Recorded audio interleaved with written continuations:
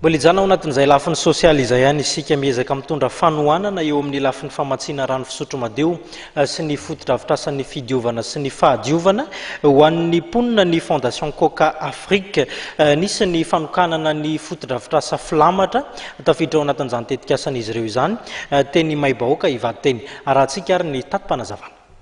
Nanokana teti-bola $5 tapitrisa dolara Amerikanina mandritra ny 3 taona entina hanatsarana ny fampidirana rano madio eto an-drenivohitra sy ny manodidina ametrahana hafatsakana ary fanasandamba ny Fondation Coca-Cola Afrique miaraka amin'ireo mpiara-peo minatoka aminy toy ny WhatsApp.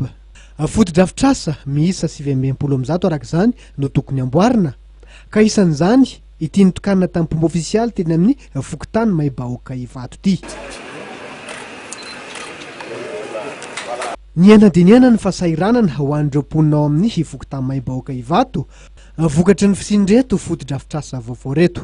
Mbola tsy tonga zany zao foto-drafitrasa mikarakara ny rano fisotro madio teto amin'ny tanànanay Maibahoaka zao dia mijaly tokoa zahay taty satria any andrefana atsinanana izay no maka rano dia lany fotoana be 30 minutes zany laninay maka rano ray bidon dia ankehitriny nefa rehefa tonga tsy rano fisotro madio ity dia 10 minutes ihany laninay dia mahazo rano zahay ary ny rano alainay any an-tsaha dia rano tsy madio tsy azo antoka amin'ny fahadiovana fa ankehitriny zany ty rano fisotro madio tonga eto aminay ity dia madio tsara.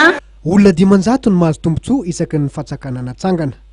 Mikasika ny fanasandamba kosa dia olona manodidina ny 500 no azo tombontsoa ka 500 hafa amin'izany azo rano fisotro madio.